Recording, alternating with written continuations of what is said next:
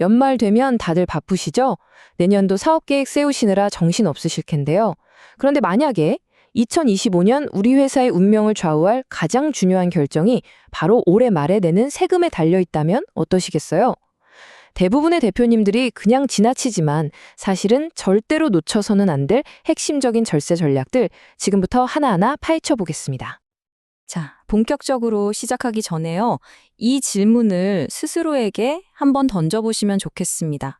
혹시 우리 회사의 가장 큰 재무 리스크가 시장 상황이나 경쟁사가 아니라 바로 내 책상 위에 있는 세금 신고서 안에 숨어 있을 수 있다면요. 오늘 우리는 그 위험이 정확히 뭔지 한번 같이 찾아볼 겁니다. 한 재무 전문가가 이 문제의 핵심을 정말 정확하게 짚었는데요. 대부분의 대표님들이 우리 회계 담당자가 세금 문제까지 알아서 다 잘해주겠지 이렇게 믿는다는 거죠. 바로 그 지점에서 문제가 시작됩니다. 이게 정말 엄청난 대가를 치를 수 있는 오해거든요. 오늘 우리는 바로 이 오해를 바로 잡는 것부터 시작해 보려고 합니다.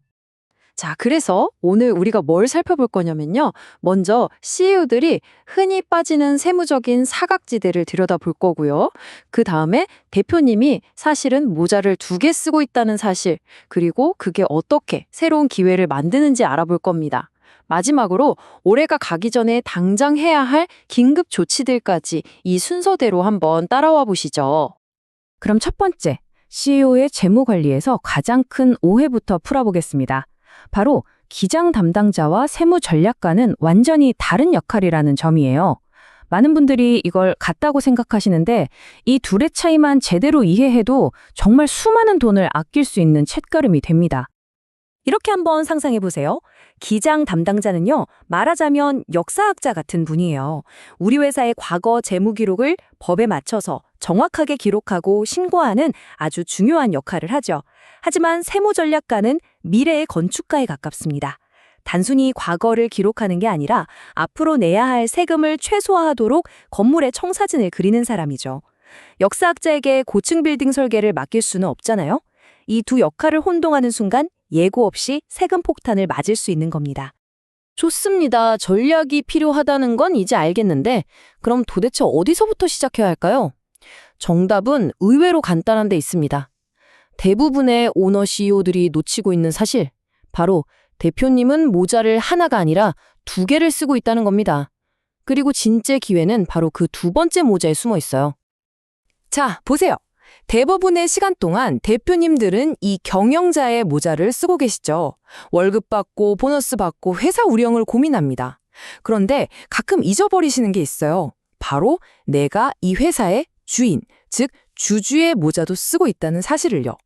이 주주의 모자를 딱 쓰는 순간 급여나 상여금과는 차원이 다른 세금 효율이 훨씬 높은 배당이나 주식 매각 같은 새로운 금융 도구들이 눈에 보이기 시작하는 겁니다.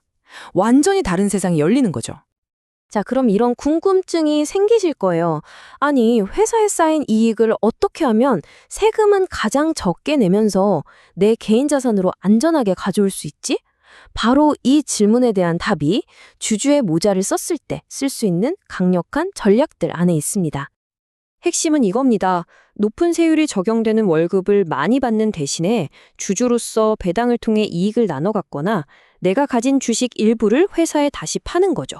이 두 가지 방법 모두 일반적으로 급여 소득세보다 세율이 훨씬 낮기 때문에 힘들게 번 돈을 더 많이 지킬 수 있게 됩니다.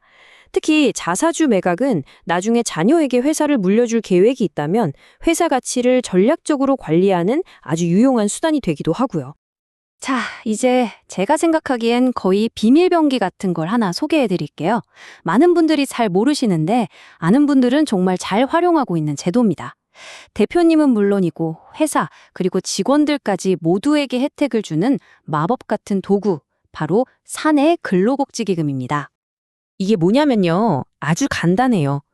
회사 안에 오로지 직원 복지만을 위한 별도의 회사를 하나 더 차리는 거라고 생각하시면 됩니다. 일종의 복지 전문자회사를 만드는 거죠. 그리고 회사 돈을 이 법인을 통해서 움직이게 하면 정말 놀라운 세금 혜택의 문이 열립니다. 이게 왜 슈퍼툴이냐면요. 첫째, 회사가 이 기금에 돈을 넣으면 그 돈은 100% 비용으로 인정돼서 법인세가 줄어들고요. 둘째, 직원들은 이 기금을 통해 받는 모든 혜택, 예를 들어 학자금이나 의료비 같은 것에 대해 세금을 한 푼도 안 냅니다. 그리고 마지막으로 대표님께 가장 중요한 건데요. 회사 자산을 이 기금으로 옮기면서 회사 장부상 가치를 낮출 수 있기 때문에 나중에 자녀에게 회사를 물려줄 때 내야 할 어마어마한 상속세를 줄일 수 있다는 겁니다. 이게 그냥 이론상의 이야기가 아니고요. 실제 숫자로 보면 정말 강력합니다. 한 병원 원장님 사례를 보니까 사내 근로복지기금에 1억 원을 넣는 것만으로 다른 세금 다 고려하고도 본인에게 실질적으로 돌아오는 순이익이 무려 4,300만 원이나 늘어났어요. 직원들 복지도 챙기면서 동시에 엄청난 절세 효과를 본 거죠. 직원들 입장에서는 이게 정말 하늘과 땅 차이입니다. 똑같이 100만 원을 줘도 보너스로 주면 세금 떼고 70만 원 정도 손에 쥐지만 복지 기금을 통해서 주면 세금 한 푼 없이 100만 원 그대로 다 받게 되거든요. 우리 회사 핵심 인재를 붙잡고 싶으세요? 이보다 더 강력한 유인책이 또 있을까요? 자, 지금까지 여러 가지 강력한 도구들을 알아봤는데요. 세금 전략은 결국 타이밍과 실행입니다. 이제 12월 30일 자정이 되기 전에 대표님이 반드시 체크하고 실행해야 할 일들에 집중해 보겠습니다. 긴급 실행 목록이에요. 시계는 계속 똑딱거리고 있습니다. 12월은 단순히 한 해를 마감하는 달이 아니에요. 올해 세금에 영향을 줄 수 있는 액션을 취할 수 있는 마지막 기회의 달입니다. 일단 장부가 마감되면 이 기회들은 그냥 사라져버리는 겁니다. 자, 그럼 당장 뭘 해야 할까요? 만약 올해 회사가 이익을 많이 냈다면 아마 상여금을 생각하실 텐데 잠깐만요. 그 대신 배당을 활용하는 게 세금 면에서 훨씬 더 유리할 수 있습니다. 특히 중간 배당 같은 걸 활용하면 대표이사 가지급금처럼 골치 아픈 문제를 연말 전에 깔끔하게 해결할 수 있죠. 중요한 건 이 모든 건 이사회 결의 같은 공식적인 절차가 꼭 필요하다는 거예요. 12월 31일에 하려고 하면 절대 못합니다. 미리 준비해야 해요. 마지막으로 이런 재무 문제들을 알면서도 자꾸만 뒤로 미루는 대표님들께 한 전문가가 해준 비유가 너무 와닿아서 꼭 공유해드리고 싶습니다. 그게 뭐냐면요. 바로 숨바꼭질하는 아이 같다는 거예요. 자기 눈만 딱 가리면 다른 사람들도 자기를 못 볼 거라고 굳게 믿는 아이 말이죠. 하지만 회사의 재무적인 문제들은요. 이미 회계사, 국세청, 은행, 투자자들 눈에는 너무나 선명하게 보이고 있습니다. 내가 외면한다고 해서 그 문제가 사라지는 게 절대 아니라는 거죠. 오늘 이야기 이 질문으로 마무리하겠습니다. 대표님의 사업에는 뭐가 뻘이 보이는데도 그저 복잡하고 불편하다는 이유로 애써 눈 감고 있는 것이 혹시 있나요? 그 문제를 정면으로 마주하고 해결하는 것, 어쩌면 그것이야말로 진정한 리더십이 아닐까 싶습니다.